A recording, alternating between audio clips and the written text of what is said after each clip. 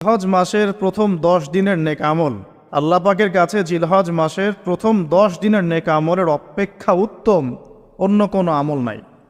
সাহাবীরা প্রশ্ন করলেন যে ওয়ালাল জিহাদু ফি সাবিলিল্লাহ ইয়া রাসূলুল্লাহ, আল্লাহর রাস্তায় জিহাদও কি নয়? নবী সাল্লাল্লাহু আলাইহি ওয়াসাল্লাম বলছেন ওয়ালাল জিহাদু ফি সাবিলিল্লাহ, এমন কি আল্লাহর পথে জিহাদও নয়। তবে সেই ব্যক্তির কথা ভিন্ন যে ব্যক্তি তার মাল এবং তার নফস নিয়ে বের হয়ে গেছে কিন্তু এটা কোনো কিছু নিয়েই ফেরত আসে নাই, মানে সে শহীদ হয়ে গেছে, সেই ব্যক্তির কথা ভিন্ন। বাকি এই 10 দিনের নেকা আমল আল্লাহ পাকের কাছে অন্য সমস্ত নেকা আমল চাইতে শ্রেষ্ঠ এবং উত্তম।